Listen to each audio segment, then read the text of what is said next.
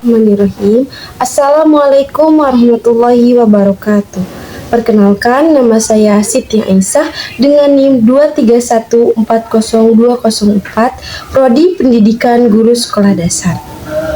Hari ini saya akan mempresentasikan hasil tugas saya untuk memenuhi penilaian ujian tengah semester mata kuliah Psikologi Pendidikan dengan dosen pengampu Ibu Febrianti Yuli Satriani, SPDI MPD.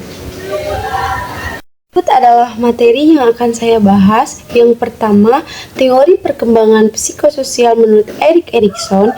Yang kedua, teori belajar sosial menurut Albert Bandura. Yang ketiga, cara mengembangkan sosio-emosi anak di rumah.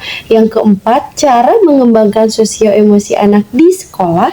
Yang kelima, cara mengembangkan sosio-emosi anak di lingkungan. Lanjut ke materi yang pertama, yaitu teori perkembangan psikososial menurut Erik Erikson. Menurut Erik Erikson, teori ini adalah teori yang menjelaskan bagaimana manusia berkembang secara psikologis dan sosial sepanjang hidupnya. Erik Erikson percaya bahwa kepribadian berkembang dalam beberapa tingkatan. Salah satu elemen penting dari teori tingkatan psikososial Erik Erikson adalah perkembangan persamaan ego. Perkembangan persamaan ego adalah perasaan sadar yang kita kembangkan melalui interaksi sosial. Belajar sosial menurut Albert Bandura. Teori belajar sosial atau social learning theory adalah teori belajar sosial atau kognitif sosial serta efikasi diri yang menentukan pentingnya proses mengamati dan meniru perilaku, sikap, dan emosi orang lain. Teori belajar sosial menurut Albert Bandura juga sering disebut sebagai jembatan antara teori behavioristik dan kognitivistik karena meliputi perhatian memori dan motivasi. Cara mengembangkan sosio-emosi anak di rumah.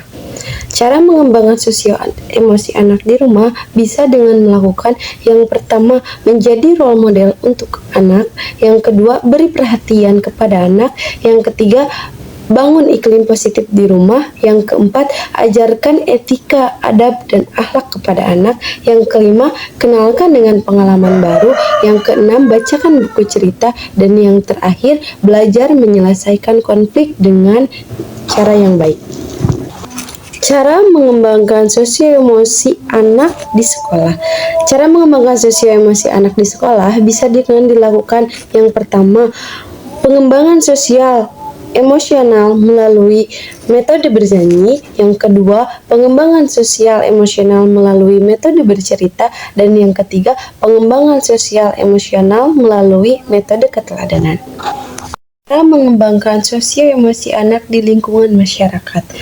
Cara mengembangkan sosio-emosi anak di lingkungan masyarakat bisa dengan dilakukan yang pertama, memberi teladan yang baik, yang kedua, berikan dukungan emosi, yang ketiga, ajarkan keterampilan sosial, yang keempat, fasilitasi interaksi, yang kelima, bicarakan dan ajarkan tentang kepedulian sosial, yang keenam, berikan waktu untuk bermain, yang ketujuh, pantau penggunaan media sosial, dan yang terakhir, membiasakan anak bekerja sama. Yaitu perkembangan sosio-emosi anak merupakan proses perubahan tingkah laku yang dialami oleh setiap anak, yang dimana anak mampu berinteraksi dengan anak dan orang dewasa di sekitarnya, serta mampu mengekspresikan emosinya dengan baik. Cukup sekian yang dapat saya sampaikan, mohon maaf bila ada kesalahan. Wassalamualaikum warahmatullahi wabarakatuh. Semoga bermanfaat.